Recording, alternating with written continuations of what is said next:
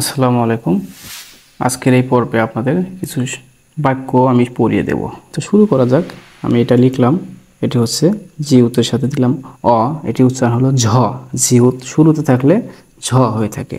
এর সাথে দিলাম আমি নুন, এটি হলো ঝানুন, ঝানুন। এরপর দিলাম আমি থিউত, এর সাথে দিলাম ও, থু। এর সাথে আ, নিচে দিলাম নিউন, হলো থুয়ান। এখন আমি দিলাম এ, নিচে দিলাম বিউব, এইরকম লিখলাম। এটা হচ্ছে ইমনিদা, থোয়ান ইমনিদা। কারণ বিউব বাদসিমে থাকলে এবং উপরে নিউন পেলে আর এইভাবে বিউবের উচ্চারণটা হবে ম। তাহলে এটি হচ্ছে থোয়ান ইমনিদা, ঝানুন থোয়ান ইমনিদা। এরপরে আমি লিখি, এটি হচ্ছে অ, এর সাথে দিলাম ন, আন্ন, আন্ন অনু। এরপরে আমি লিখলাম না, এরপরে রিউলের সাথে আকার না, রা। রিউলের উচ্চারণ হচ্ছে রা, র, নারা। অন্য নারা সারাম, অন্য নারা সা রাম, এরকম সারাম।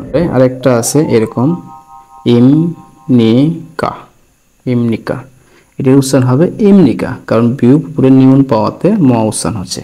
এটা হচ্ছে ইমনিকা। এটির উচ্চারণ হবে ভেথ, ভেথ নাম, ভেথ নাম। ভেথ নাম অর্থ ভিয়েতনাম, ভেথ নাম। এটা হলো সিউত, এর সাথে দিলাম আকার, হয়ে গেল সা। রিউলের উচ্চারণ হবে এখানে রা, নিচে দিলাম মোম, হলো সারাম, সারাম। এটি হলো সারাম, সারাম অর্থ মানুষ। এটি হলো হিউত, হিউতের সাথে দিলাম ও এবং ই, ও ই, হো ই। ও ই যদি সামনে থাকে, এই যুক্ত স্বরবর্ণটা ও ই উচ্চারণ হয়। তাহলে হিউতের উচ্চারণ এখানে হ, ও ই সামনে আছে, তার মানে হই। এর সাথে দিলাম সিউত, তার সাথে আকার, তাহলে হচ্ছে হইসা, হইসা। এরপরে দিলাম উ এবং অ, শেষে নিউন, উচ্চারণ হবে ওয়ান, হইসা ওয়ান। হইসা ওয়ান অর্থ কোম্পানির চাকরিজীবী। এটি লিখলাম হচ্ছে গিয়ক, গিয়ক শব্দের শুরুতে থাকলে খ উচ্চারণ হবে। এর সাথে দিলাম ইয়, হয়ে গেল খিয়, নিচে দিলাম অনিশ্বর, এটা হলো খিয়ং। এরপর দিলাম সিউত, সিউতের ছ, এর সাথে দিলাম আকার সা, নিচে দিলাম রিউল, খিয়ং সাল, খিয়ং সাল, খিয়ং সাল। এরপরে গিয়ক দিলাম, ও দিলাম, আকার দিলাম, যুক্ত স্বরবর্ণ ওয়া হচ্ছে গোয়া, নিচে দিলাম হচ্ছে নিউন, গোয়ান, খিয়ং ছাল গোয়ান। খিয়ং সাল গোয়ান অর্থ পুলিশ।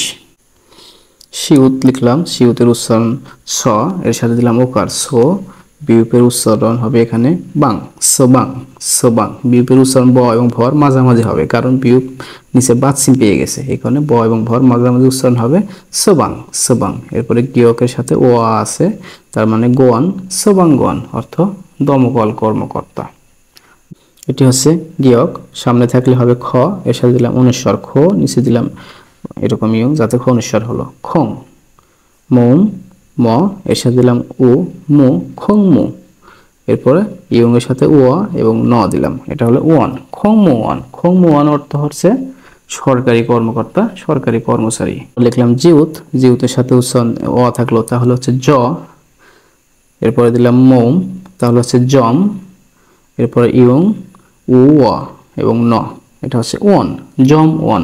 উচ্চারণ কি হবে? জম ওয়ান, মানে দোকানের কর্মচারী, দোকানের কর্মচারী বা দোকানদারদেরকে বলা হয় এরকম জম ওয়ান। এটা লিখলাম হচ্ছে ইয়ং, এর সাথে যুক্ত স্বরবর্ণ ওই, ওই, ওই সামনে থাকলে ওই উচ্চারণ হয়, কোনো শব্দের শেষে থাকলে এ উচ্চারণ হয়। তো এখানে সামনে আছে ওই, ওই, এর সাথে সিউত, এর সাথে আকার সা, ওইসা, ওইসা। ওইসা মানে ডাক্তার, ওইসা মানে ডাক্তার। গিয়ক শুরুতে, শব্দের শুরুতে থাকলে খ, এসে দিলাম আকার খা, নিউন দিলাম নিচে, হয়ে গেল ন, খান, খান। হিউত আছে, এবার হিউতের উচ্চারণ সাধারণত হ হয়ে থাকে এবং দিলাম ওকার, তাহলে হচ্ছে হো। কিন্তু হিউত যদি শুরুতে না থাকে তাহলে সেটির উচ্চারণ হবে অর মতো, তার মানে খানো উচ্চারণ হবে ইউং এর মতো বা অর মতো, খানো। এরপরে সিউত দিলাম, এর সাথে আকার দিলাম খানোসা, খানোসা। খানোসা মানে নার্স বা সেবিকা, খানোসা অর্থ নার্স বা সেবিকা। এটা কি লিখলাম? ইও, আমরা তো জানি ইও কিভাবে লেখে, ইও, এটা হলো ইও। রিউল যদি উপরে থাকে র উচ্চারণ হয়, তাহলে এটা কি হলো ইওরি, ইওরি। এরপরে সিউতের উচ্চারণ স, এর সাথে আকার দিলাম সা, ইওরিসা। ইওরিসা হচ্ছে রাঁধুনি, বাবুর্চি, যিনি রান্না করেন তাকে ইওরিসা বলা হয়। হলো ইয়ং, ইয়ং এর সাধারণত উচ্চারণ নয়, স্বরবর্ণ দিলাম, স্বরবর্ণের উচ্চারণটা এখানে আসলো ও। এরপরে দিলাম ন, উন, উন, উন জিউতের জ এর সাথে দিলাম অ নিচে দিলাম ন উনজন উনজন গেয়কের উচ্চারণ হবে এখানে গ এরপরে দিলাম ই গি তারপরে শিউত এর সাথে আকার সা উনজন গিসা অর্থ গাড়ি চালক কিয়ক কিয়ক শুরুতে থাকলে হবে খ দিলাম ই খি শিউতের উচ্চারণ হবে স এর সাথে দিলাম উ স নিচে গেল রিউল হয়ে গেল ল খিসুল খিসুল খিচুল জিউতের উচ্চারণ হবে যা জর মতো আকার দিলাম যা খিসুল যা খিসুল যা খিসুল যা অর্থ টেকনিশিয়ান খিসুল যা অর্থ টেকনিশিয়ান মোমের উচ্চারণ হয় ম এর সাথে দিলাম ও মোক এরকম হলো মোক নিচে গিয়ক যাওয়াতে সে ক উচ্চারণ দিল এরপরে শিউত স উচ্চারণ হবে নিচে দিলাম উ কি হলো মকসু মকসু অর্থ কাঠমিস্ত্রি তো মকসুর উচ্চারণ এখানে মোমের উচ্চারণটা কোরিয়ান করে বর মতো বকসু বকসু অর্থ কাঠমিস্ত্রি নিউন নিউনের উচ্চারণ ন এর সাথে দিলাম ও তাহলে কি হলো নো নিচে দিলাম ইউং হয়ে গেল অনেশ্বর নং এরপরে বিউব বিউবের উচ্চারণ এখানে ব নিচে দিলাম উ বু নং বু বিউবের উচ্চারণ এখানে বয় হলো সে শুরুতে থাকলে ফ হইতো বা এরকম শেষে থাকাতে ব হলো এটা হলো নংবু নংবু অর্থ কৃষক আমি কি লিখলাম ইয়ং ইয়ং এর উচ্চারণ নাই এর সাথে দিলাম অ উচ্চারণ হবে অ এরপরে দিলাম বিউব নিচে দিলাম উ এটা হলো বু অবু অবু অর্থ জেলে অবু অর্থ জেলে